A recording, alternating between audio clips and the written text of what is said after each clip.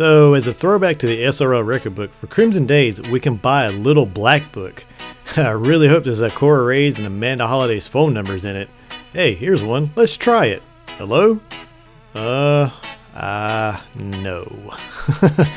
What's going on, gamers? Apologies for that really bad opening joke. Bungie brought a new update with a lot of changes to be aware of, as well as some new game modes coming to us. But before I get into talking about that, I have a few shoutouts to give. Now, my shoutouts are one way that I love to show appreciation back to the community of gamers that has gotten me this far.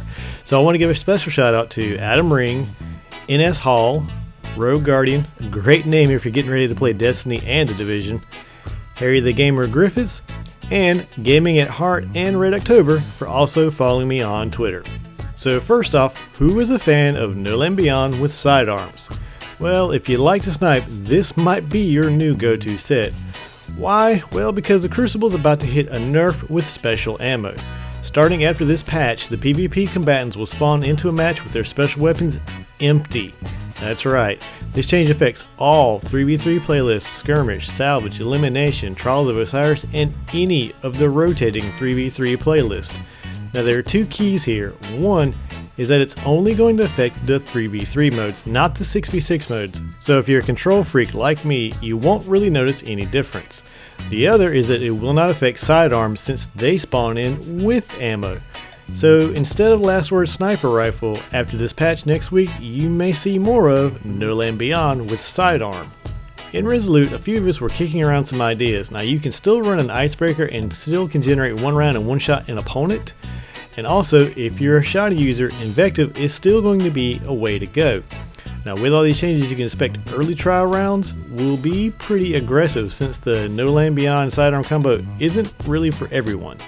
Now one crazy idea is possibly spawning in, die by a grenade or just jumping off the map, switching to a sniper while dead and then get revived. Not sure if that's going to work and give you back sniper rounds, but I'll just throw that out there. Now, as I said, I suspect you will see more aggro teams early on in 3v3, so I don't even know if you would have time for something crazy like that. Next up are new modes for PvP. Yeah, I know, PvE is just a memory at this point, but these new modes are pretty good ideas. This is a Freelance 6v6 and Freelance 3v3 are modes made for single players in the Crucible. There's no fire teams allowed. Now these modes will work like classic mode, so for Freelance 6v6 you'll get a mix of Control, Clash, Rift, and for Freelance you'll also get a mix of Elimination, Salvage, and Skirmish. I shouldn't have to tell you that opening a channel for TeamSpeak may give you the edge in this mode. Now let's talk about skill-based matchmaking. It's slowly going away. Bungie is slowly moving its new settings around to each of the playlists, so after this lands on Trials tomorrow, the only major playlist left is Clash. Crimson Doubles, when it launches next week, should already have the new settings in place before we even get to it. Coming along with it will be a new piece of code called the Damage Referee. What this thing should do is make the Crucible seem to be less laggy with the damage applied. Now, I've had plenty of times where I've killed someone and it took a few seconds for the game to even credit me with that kill, so hopefully this will help. Also in the upcoming patch will be a tweak to the camera for the runner when you're torn, and no more teleporting ogres during the Oryx fight, and that's good news. Now all these changes will happen when Crimson Days comes in, which brings me to my next thing, a few tips to help there. Now Crimson Doubles is going to be in elimination mode just like Trials, so quick res gear might be helpful. Now I see Sunsingers who can re-res themselves, and having that Firebolt nade having a really good edge.